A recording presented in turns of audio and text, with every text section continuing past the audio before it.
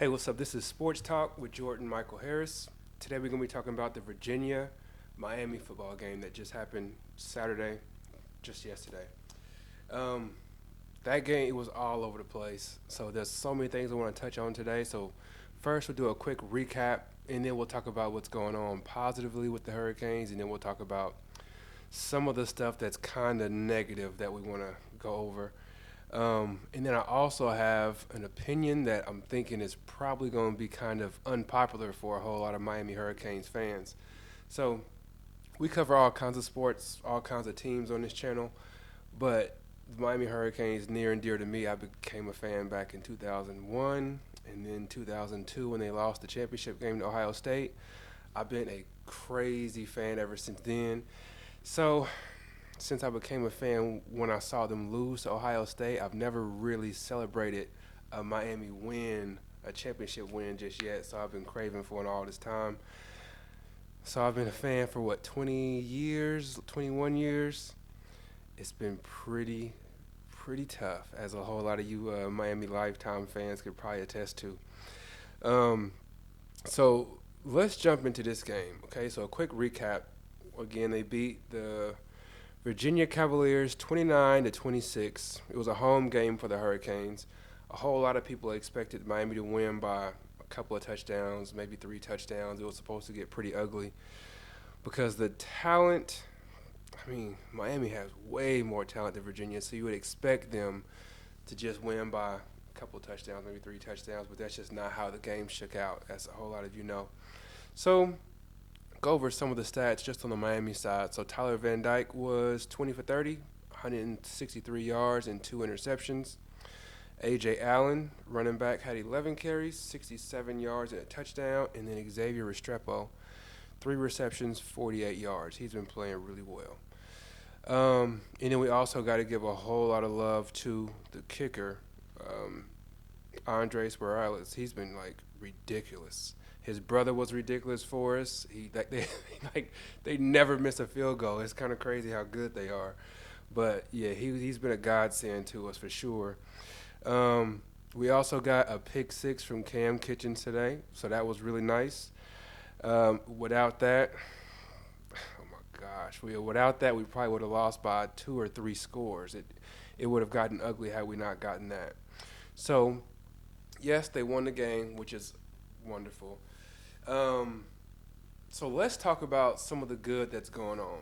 Okay, let's talk about some of the good that's going on in the Miami Hurricanes program, and that would be, I want to say like Mario Cristobal.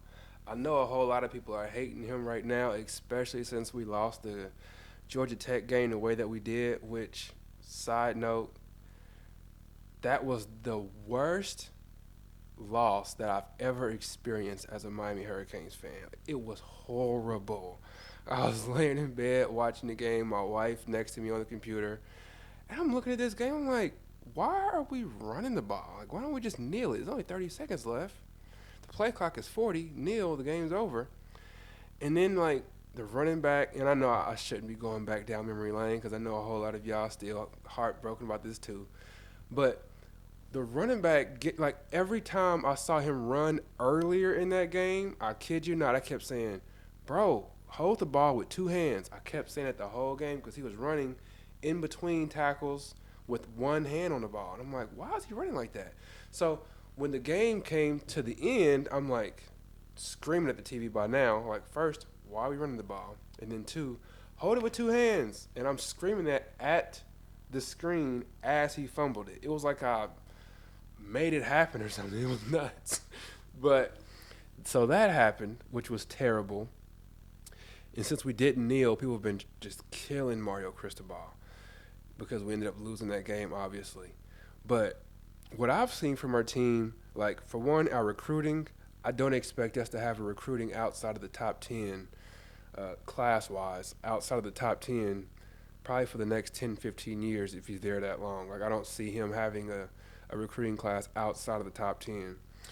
Also, if you're also a Miami fan for quite a while, you'll also remember that we seem to always play pretty well at the beginning, and everybody started doing this Miami is back nonsense talk. And then right after that, we'll lose to Florida State, and then we lose every game after that, including the bowl game.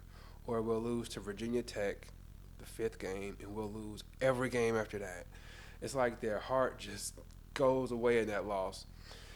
And this team, it seems like they have heart now, finally. Like if they get down 10 points, they don't just go from being down 10 to being down 24 in the blink of an eye like the previous years. Now it seems like if they get down 10, they actually believe that they can come back, and they've shown that in these last few weeks. So that's been real cool to me. Is the recruiting is at a level that I think is going to just continue going up, and then also this team does not quit anymore. Like that is real cool to me because these previous years when we had these other coaches, the guy with the, I just call him the guy with the orange tie, like when he was there, if we got into a situation that we were in with the Clemson game, like we would have lost that game by 17, 24 points because they just got down and then it just goes into a downward spiral. And then after that game, we would have lost every game after that. So I'm glad that we actually have some fight now. That's pretty cool to see. Okay, so now let's talk about the bad. So the bad in this game, some of y'all probably won't agree with me, but Tyler Van Dyke, man. My unpopular opinion is that I believe the Hurricanes should just sit him, shut him down for the season, and just go ahead and shoo him out the door and let him transfer, or actually encourage him to transfer. And like try to find a good match for him next year in his final season because he is just not it. And when I say he's not it, I mean like his body language is terrible. He makes decisions that make you go like, what the heck was that? Like, and it's not like overthrowing the ball down the field, overthrowing an open receiver, that's one thing. Or being undisciplined every now and again when you try to, exercise your arm strength and fit it into a window that you can't quite fit it into and it's an interception. Like, I can understand that. But he throws what I call our seventh grade quarterback throws where you be like, where all the coach can do is say, what did you see on that? Like when he, like when Tyler Van Dyke throws an interception, his head's down, his shoulders are down, he's just waddling to the sideline. He walks over to the coach, and I could just see the offensive coordinator saying, what did you see on that play? Because he will throw it, it'll be like a cover two, and he'll throw it like right in the middle of the field and hit the linebacker in the middle of the chest. And I'm like, dude, like, and then he'll look exceptional the first 3 or 4 games. He's done this this is his 3rd year starting. Last year when he started the season, he was supposed to be a Heisman candidate. People were excited about that. And he started off, decent. You know what I'm saying? It was like, oh, okay. And then out of nowhere, he starts doing 7th grade quarterback stuff again where he is throwing it to, there's one receiver in the end zone, and then there's 4 defensive backs surrounding that receiver, and he hits like the free safety in the face mask with the ball. And I'm like, what the heck is that? So Tyler Van Dyke, I think, like, he's had some excellent quarterbacking days at Miami where even I was like, this dude is going to be, he's going to play in the NFL. He might be an NFL starter. He might be a first couple or maybe 3rd pick in the draft. Like, I had hopes like that after that first year when he started, like, the last 4 or 5 games. Like, he looked like he was going to be an NFL quarterback, top 3 pick or something. And then that following year, he started off good, and then he just played horrible. And he's doing the exact same thing this year where he starts off playing against these teams, and he's just looking like a world beater. And then out of nowhere, he plays like he did at Georgia Tech. Like, so far, he's thrown 4 interceptions in his last 2 starts, okay? And then he's thrown 7 interceptions in his last 3 starts. And if you go back and look at these interceptions, they're not even close. Not even close. Where, like, you're not looking at it and saying, oh, he overshot the he overshot somebody on a slant and it just hit the safety in the chest, anything like that. He's just throwing it like right, like not even close to the receiver, and it's like, what the heck did you see on that play? Like that happens too consistently for me. And then on the other part, like there is no excuses for Tyler Van Dyke anymore. The excuse of him being young, that's out the window. The excuse of him being hurt, I know he's got some kind of knee thing and he's got some kind of finger thing, but it's always some kind, like everybody's got a little injury in playing football, you know what I'm saying? So that's got to be out the window too. And if you're out there, then I don't want to hear about you being hurt. I don't care to hear it. If you hurt, then don't play.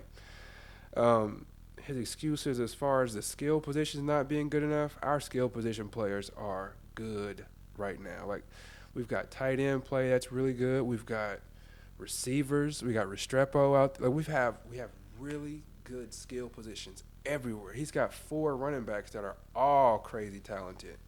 So that excuse is out the window.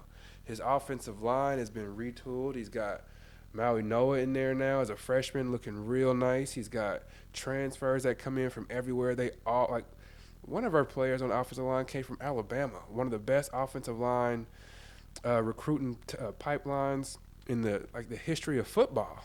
Like, we have one of those. He used to start for Alabama, and now he plays for us. So offensive line troubles, that's not an excuse.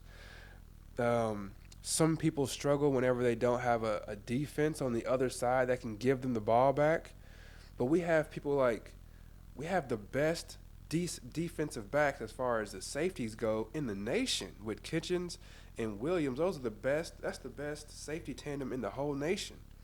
We got Francis Maui Noah playing linebacker now. We've got a first-round draft pick playing defensive line. Like, the defense is crazy talented, one of the best defenses in the nation. So he gets the ball back. He gets turnovers. I mean, in this game against Virginia, the quarterback threw 2 interceptions. And what did Tyler Van Dyke do with it? Nothing.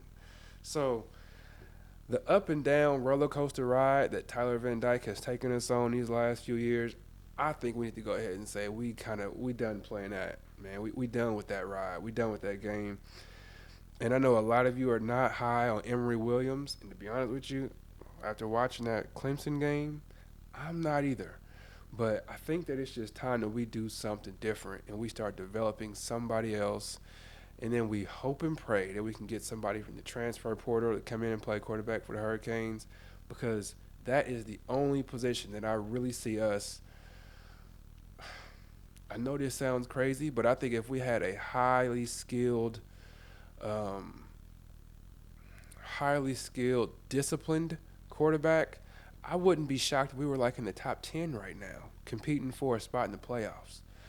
But, man, the lack of discipline that Tyler Van Dyke is showing, that's the difference in being undefeated right now and having a couple of losses. That's the difference. And I honestly, I believe if he would have played the Clemson game, we would have lost that one. And the reason why is because I think the offensive coordinator at that time had some confidence in Tyler Van Dyke, and he was calling plays that showed he had confidence in him. So he would have 4 receivers go out, and you've got to do multiple reads, and he felt like Tyler Van Dyke could do that. But now he's like, nah, man, I'm just going to give you a screen pass here. We're going to do a play action. You got 1 read here. If you don't have that, then just tuck it. Like, that's what he's doing now. He's calling these vanilla plays because Tyler Van Dyke cannot handle it. And I think when he was playing against Clemson, he would have had those 4 receivers out there having to read multiple routes. And I think Tyler Van Dyke would have thrown 3 or maybe even 4 interceptions against that defense. But luckily he didn't play, and we had Emory Williams, and Emory Williams was on a short leash of just hand the ball off, do not throw interceptions, look at this read. If it's not there, then go ahead and lay on the ground or throw it out of bounds. So that's my take on it. But I know that my take with Tyler Van Dyke needing to transfer and just shutting him down for the rest of the year, I am certain that that's an unpopular opinion, but I firmly believe that's the right thing to do. So tell me what y'all think. Do you think that's crazy? Do you think that makes sense? Are you done with the roller coaster ride? Do you still have a lot of faith in him? Let me know your thoughts on that. I appreciate it. That's all that I have for you today. Once again, this is Jordan Harris. I appreciate your time. God bless. Take care. Peace.